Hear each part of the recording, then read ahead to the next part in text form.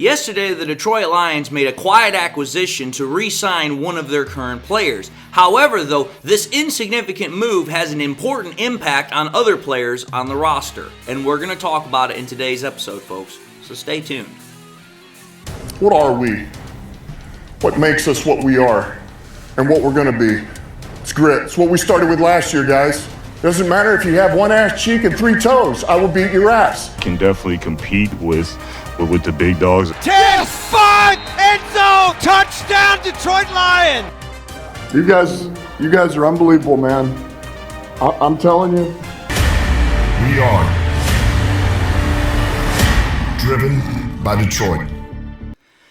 Hello, Lions fans, and welcome back to yet another episode of MCM Motor City Mania. I'm your host, David T. Pike, and as always, we're diving in. So, here's the thing, folks. Yesterday, the Lions released news that they were re-signing one of their own. They were re-signing a current player that they'd had on their roster for quite some time, and I'm going to be honest, this news, how's the word I would use it, was not exactly, news that a lot of people were jumping for joy for. They weren't dancing in the street. It wasn't making them happy or jubilant. It was just, oh, okay, well, we're re-signing this guy. And who am I talking about here? I'm talking about quarterback Nate Sudfeld. Now, I'm going to say this. Bringing back Nate Sudfeld is, in all honesty, a very insignificant move in just terms of who Nate Sudfeld is. Because, let's just be entirely honest, I'm not knocking, I'm not bashing Nate Sudfeld, but we have to understand who and what he is in relation to the Lions and the job that he provides. First and foremost, he's a backup quarterback. Second of all, he's not really going to be doing anything that is going to provide anything of a significance to the Lions' ability to win games. Again, he's a backup quarterback. The most he's going to have is some sort of ability to help the starting quarterback, Jared Goff, get ready for games in the upcoming season. That's about it. However, though, bringing back Nate Sudfeld, while it's an unimportant move in terms of the overall scheme and the overall makeup of the roster, it does have a very important meaning. It has a very important role in regards to another player that is also on the roster, and that is quarterback Hendon Hooker. Let me explain. I'm going to just say this right now. I think I can speak for all Lions fans, including myself here, that Hendon Hooker is immensely more talented than Nate Sudfeld. It's not even a matter of debate. But the Lions right now, because of that fact that, the only quarterbacks that they have on the roster currently are Jared Goff, Nate Sudfeld, and Hendon Hooker, they find themselves once again in a flux period. They once again find themselves in a metamorphosis period of the backup quarterback position. And that's because of the recent retirement of Teddy Bridgewater. Because we have to understand something here. Teddy Bridgewater, as a backup quarterback for the Detroit Lions, he provided a very important role. He provided a very important piece for the Lions because Teddy Bridgewater was a guy that, one, was very, very well respected throughout the entirety of the league as being a quality player. Again, Teddy Bridgewater had started for multiple teams. He was a starter for the Minnesota Vikings. He was a starter for the Carolina Panthers. He was a starter for the Denver Broncos. This was a guy that had a lot of starting experience. He was considered a respectable quarterback, a respectable player, that if you needed him to come in and start or be a backup who could take over for your starter while they were dealing with injury, he could right the ship. He could drive the car, so to speak, for a period of time. And that gave the Lions a very solid backup piece, so they didn't have to worry about that. And we already know that in times past, Brad Holmes was very, very specific about wanting to make sure that the backup quarterback position was taken care of. And the signing of Teddy Bridgewater last year definitely made sure that that was taken care of. Now, Teddy Bridgewater retires. Nothing the Lions can really do about that. However, though, that is why, as I have said multiple times, the Lions drafted Hendon Hooker. Hendon Hooker was supposed to be, in my honest opinion, the Lions' long-term backup quarterback solution, because it's like, okay, you have a guy who is clearly going to take time to develop. He's 26 years old. The chances of this guy being a starter by the time that, Jared Goff is done with the Lions is very, very small. Again, Jared Goff is in his prime. We just heard from Dan Campbell that the Lions still have a very high priority. They're still committed to trying to get, Jared Goff and Amon-Ra St. Brown new contract extensions. So it's like, okay, the Lions have stated quite clearly that Jared Goff is their guy. They have quite plainly and painfully obvious put it out there that Jared Goff is going to be their franchise quarterback going forward for years to come. So it's like, okay, you've got your starter locked down. You've got your starter in the building. He's not going anywhere. But now you just lost your backup quarterback, a veteran quarterback that was very well respected throughout the entirety of the league. That's why you have Hendon Hooker, who's currently right now working with Teddy Bridgewater to get up to speed much faster.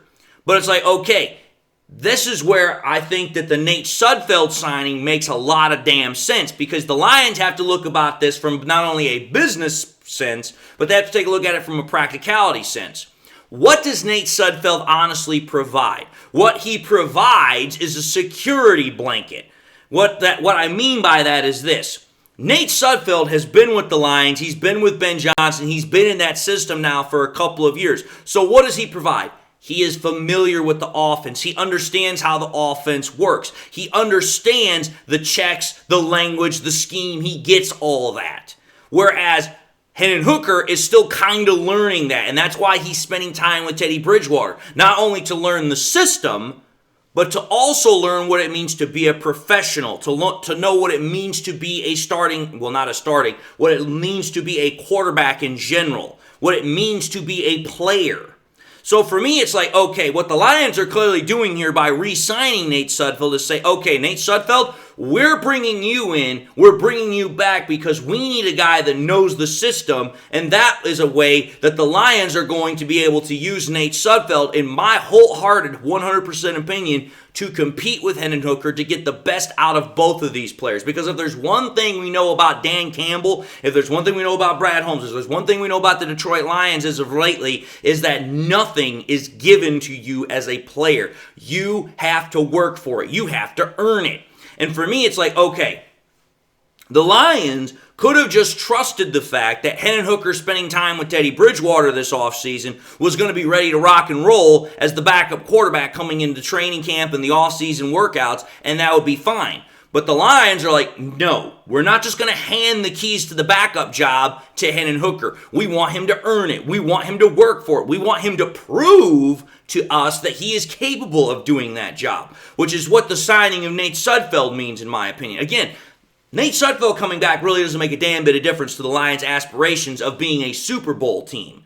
But what it does do is it says, okay, we know we got our guy in Jared Goff, but we need to make sure the guy that we have behind him, in case for whatever reason something goes down, is ready to take over at a moment's notice. And for me, it's like, okay, you bring in Nate Sudfeld. He knows the system. He is going to compete with Hendon Hooker to be the number 2 guy behind Jared Goff. Now, I'm going to be honest.